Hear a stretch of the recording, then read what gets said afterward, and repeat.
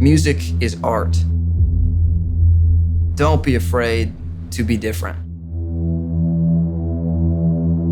It is hard, and you have to understand that, like, if you don't give it everything you have, you can't expect to, have a crazy outcome.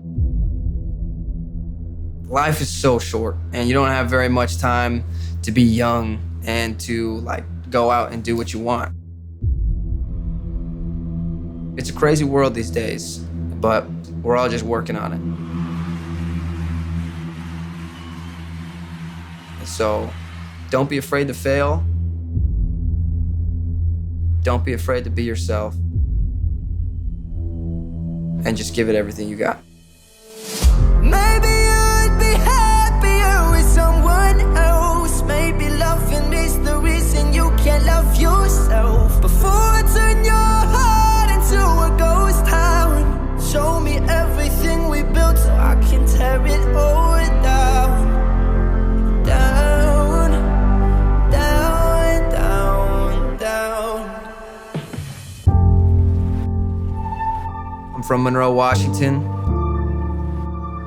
I got into music about 3 years ago by signing up for Battle of the Bands my senior year of high school. And I thought I was gonna play the piano, but our singer quit. And I tried singing and it worked, so here we are.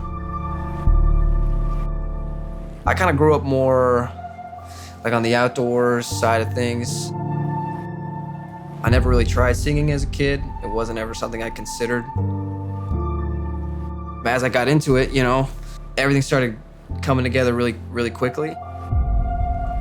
I started posting videos on social media, and that's kind of when things started to pick up. I was going to college, and American Idol reached out. They saw some of my videos, and they were like, "Hey, we'd love for you to be on the show and try out for American Idol." And I was like, cool. I'd never really watched the show, but I did it.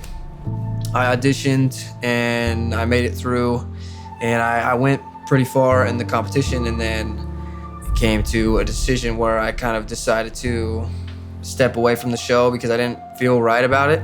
I didn't know if that's what I wanted to do the rest of my life, and if I was, being unfair to myself by trying to do something I'm not very confident in. And so I wanted to make that decision on my own without a TV show. So I stepped away, and honestly, it was that decision that changed the rest of my life, because shortly after, Dan Reynolds from Imagine Dragons reached out and asked if I wanted to write music with him. And I was like, you know what? I'm gonna do this. I'm gonna start writing my own music, and I'm gonna give it everything I got.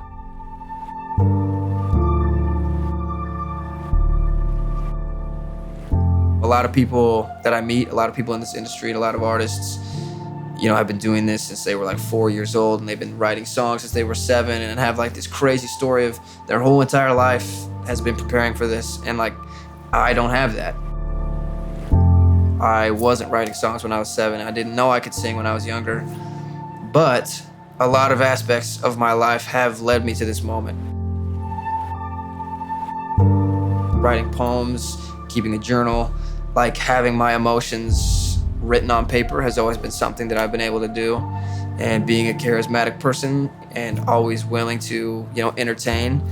There have just been little things that have made me ready for this. I very quickly fell in love with it. And now, obviously, I love performing, and I love going to different places and meeting new people and writing new music. It's all, something that I'll do the rest of my life.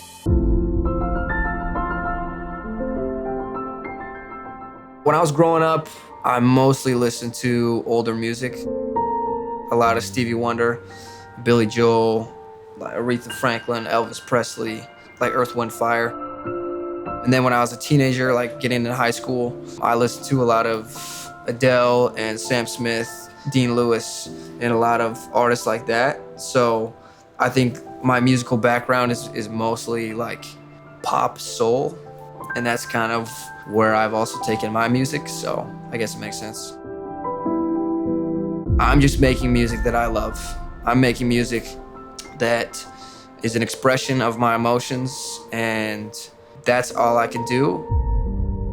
If you don't have any life that's being lived, you can't write about anything. And so I do like to, every couple weeks, every couple months, have a week off or 2 weeks off to go out with my friends and just be somewhere in the world, so that when I go to the studio, I have things to write about and experiences to write about and people to write about. Every song is written differently. I'll do all my writing on my own, just me and a piano, and that's where I get all my ideas. Every song is about a different experience at a different time in my life, but they're all pieces of my emotional well-being. Like, it's all a diary and artwork to me. My favorite songs that I've written, probably my top two, are In the Stars and Coffee Cake. In the Stars is about my great-grandmother who passed away, and it's a very personal song to me, and it's very emotional. When I wrote that song, I was kind of in a place where, like, I didn't know what to write my songs about. And I thought of my great-grandmother, and the last couple years of her life, she lived really close to us, so I saw her every day. She'd come over for dinner, we'd take her to church with us, and it was like, I had a very strong connection with Gigi. That's what we called her. So when she passed away, you can never be prepared for a loss of someone that's close to you. And I think when you lose someone, you have to do something to be able to overcome that loss. I'm still holding on. I'm still holding on. I'm still holding on. I'm still holding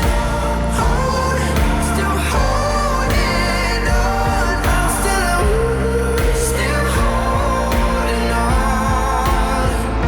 I'm still holding on to everything that's dead and gone. I don't wanna say goodbye, 'cause this one means forever. Now you're in the stars and 6 feet down. That's one of the most emotional songs I've ever written. Now it is just like a beautiful piece of art to me. Once we really just dove into the emotions of her being gone, that is kind of what helped me get over that experience. It just helps me remember her in a good way, and the best parts of her and the good memories I have with her. It'll always be hard, but you can always have a good mindset about a loss like that. So yeah, that song has been very therapeutic to me.